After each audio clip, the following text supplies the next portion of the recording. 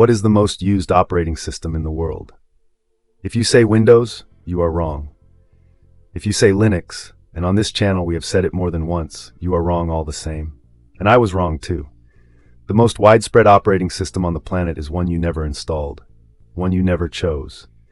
In all likelihood, you did not even know you had it inside your house.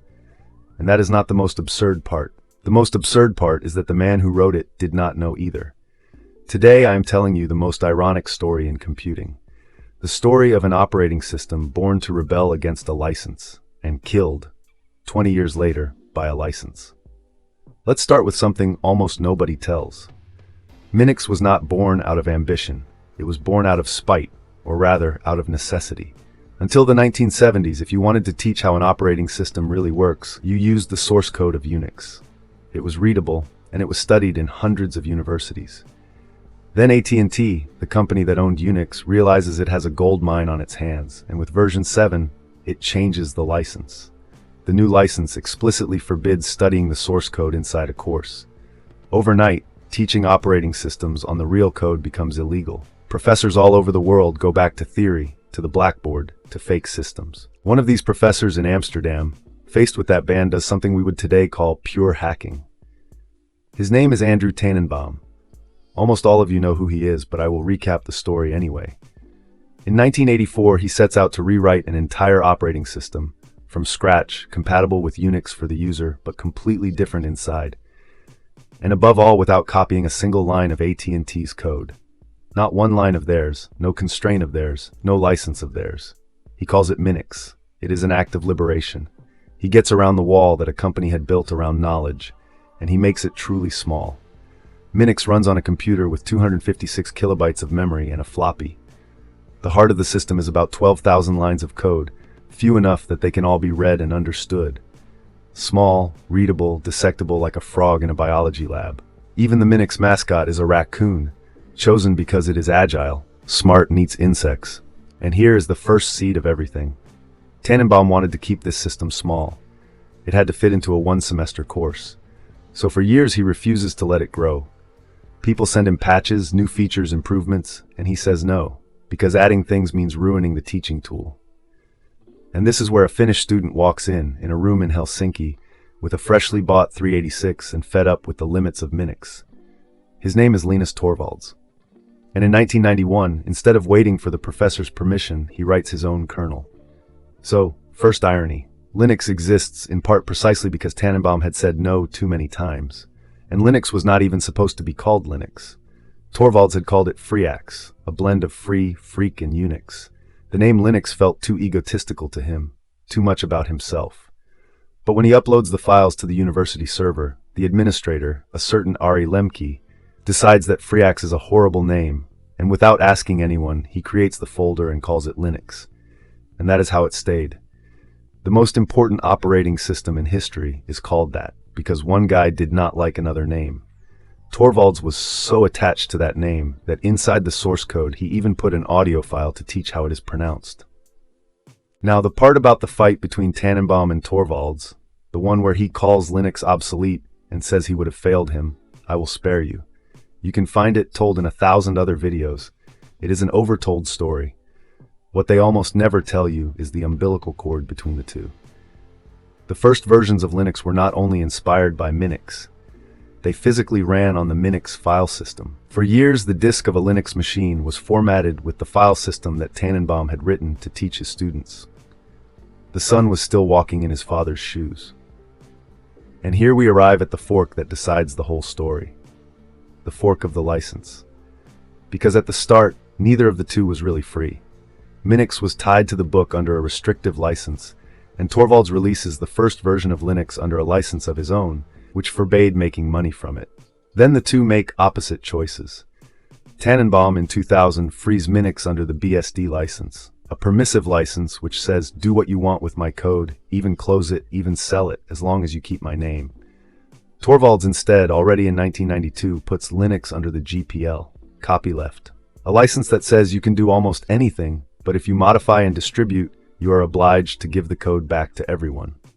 Torvalds years later would say that putting Linux under the GPL was the best thing he ever did in his life. Keep this fork in mind. because that is the whole point. Then what we know happens. Linux eats the world. It ends up on every most powerful supercomputer on the planet, in the data centers that run the internet, inside Android, that is, inside billions of phones. The failed student becomes the infrastructure the digital world rests on, and the professor goes down in history as the man who had been spectacularly wrong. Game over, or so it seems. Because in the meantime, far from the spotlight, Minix had grown up too. In 2005, Tanenbaum releases Minix 3, and it is not a toy anymore. It does something that Linux and Windows cannot do. It heals itself. Inside there is a component called the reincarnation server. Its only job is to constantly check all the other pieces of the system. If a driver crashes or gets into an infinite loop or stops responding, it kills it and brings it back to life from scratch, a fresh copy, without rebooting the machine and without you noticing. On Windows, that driver would have given you the blue screen. On Linux, it could have frozen everything. On Minix, it simply gets reborn. And this is because the critical part of the system is a few thousand lines against the 3 to 5 million lines that run in the heart of Linux or Windows. Small, isolated, repairable. Keep these 3 words in mind. Small, isolated, repairable. Because they are exactly the 3 words that make someone's mouth water. That someone is Intel. In 2017, at a conference, a Google engineer named Ronald Minnich tells of a discovery made through reverse engineering. Inside almost every modern Intel processor, there is a second hidden computer. It is called the management engine. It is a small separate processor with its own closed firmware that runs independently of the operating system you chose. It works when the computer is on, and it works even when the computer is off, as long as it is plugged in. It has total access to the machine, to the network, to the memory, to everything. It runs at a privilege level that insiders call ring -3. To put it plainly, your programs run at ring 3. The kernel of your Linux runs at ring 0, the most powerful level you actually have access to. The management engine sits 3 steps below 0, deeper than you can reach. And Minich's question is simple. What operating system runs in there? The answer is Minix, a modified and closed version of Minix 3. And why did Intel choose it? For exactly those 3 words. Small, because it has to fit in very little memory inside a chip. Isolated and modular, because you can switch on and off the pieces you need. All the qualities that Tanenbaum had built to teach his students became the reason his system ended up, in secret, at the most privileged point of roughly 1 billion machines. It is not installed on the computers. It is inside the computers, beneath Windows, beneath Linux, beneath Mac OS. The most widespread operating system on the planet's x86 machines is not Windows, it is not Linux, it is Minix. The man mocked for losing the kernel war held the most present operating system in the world. He had won. In secret, on a battlefield he never chose, he had won. And now comes the real cruelty. Because a victory like that you do not get to enjoy. Tanenbaum did not know. He found out by reading the news in the papers like the rest of us. Years earlier, some Intel engineers had contacted him about a mysterious internal project. They had asked him a lot of technical questions, asked him to make Minix even smaller. He had answered enthusiastically, like a professor happy that someone is using his work. And then, silence, for years. Until the day he reads that his operating system runs deep inside practically every Intel chip in the world.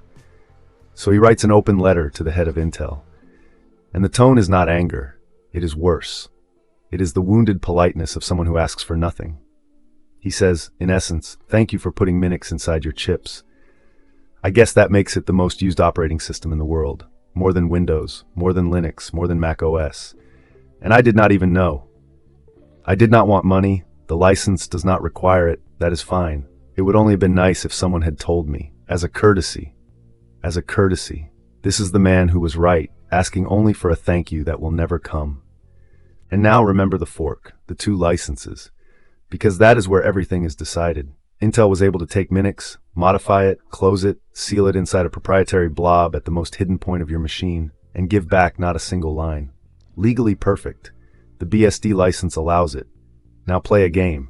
Imagine Minix had been under the GPL like Linux. Intel would have had to publish the modified code. We would have been able to read what runs at ring -3 inside our computers. We would have been able to audit it.